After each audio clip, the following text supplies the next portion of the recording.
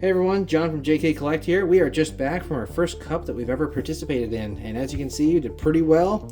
Henley won the championship juniors playmat, and he was also undefeated today, top junior, and second overall in the entire cup, which is awesome. We're going to go through his deck list pretty quick. He played Team Rocket's Mewtwo and Spidops. He did use a variation of the one that I was using before, but he started off with 4 copies of Team Rocket's Tarantula. Go right into 4 copies of Team Rocket's Spidops. Now the Spidops is key. You get these on your bench. Use that charging up ability when you get to Spidops to keep pulling energies back from the discard. So you can either use Ultra Balls to get rid of them and then bring them back to load these up. Then you're also going to be running 2 copies of Team Rocket's Mewtwo. The Mewtwo can hit for 160 on its own, but if the Spidops are charged up with a couple of energies each, you can discard them and hit for 120 more, which is amazing. So 2 copies of Team Rocket's Mimikyu. I don't know if anyone's sleeping on this. It's awesome against Terra types. It has a free retreat, so if you can start in the active with them, pull them back and swap out, it's just great. We also have 2 copies of Team Rocket's Articuno. This is protecting your bench from any of those, like Phantom Dive from Dragapult, his extra 60 damage counters and stuff like that. That blocks that, so that helps out quite a bit. And then we're running 1 copy of Lily's Clefairy.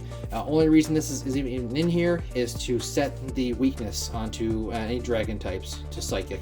So you put Clefairy down, the weakness automatically goes, hit Mewtwo, and you don't even have to discard any energies. You're hitting for 320 and taking out those dragons. So for the supporters, you're going to run 4 copies of Lily's Determination.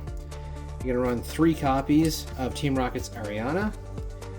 3 copies of Team Rocket's Giovanni. This is so good. It's basically like 3 prime catchers, or up to 4 if you want to. Play Team Rocket's Giovanni, you gotta switch their active with a benched and your active with a benched on your side. We're also going 3 copies of Team Rocket's Proton, one of the best supporters in the game I find, especially even if you go first, you are allowed to play this supporter on your first turn and choose up to 3 basics to get on your bench and get going. Also 2 copies of Team Rocket's Archer. This is basically like the new Iono almost. You do have to have something knocked out on the previous turn to use it, but it does help basically to shuffle your hand into your deck. You draw 5 and then you draw 3 cards. And then 1 copy of Team Rocket's Petrel. Petrel's going to be in a lot of different decks going forward, especially after rotation. But when you can search up any trainer card, and it took me forever to realize that that doesn't mean another supporter, any trainer card whatsoever, you can put it into your hand. Alright, and for said trainer cards, we're going to get into our items. We're running 4 copies of Ultra Ball. We're going 4 copies of Team Rocket's Transceiver. So if you start with the Transceiver, you get a basic in there already, and you don't have a Proton to start your turn or your game, use the Transceiver to search any Rockets supporter you want, and use that on first turn.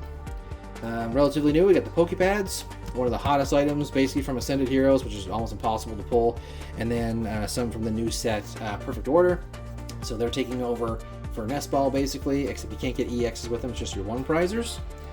2 copies of Night Stretcher, pull a basic energy back from your discard or a Pokemon.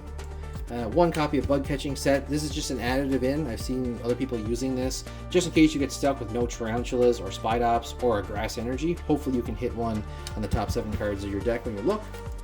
And 1 copy of Energy Switch. The off chance you need to switch an energy from, say, a Spidops to your active Mewtwo, then you can.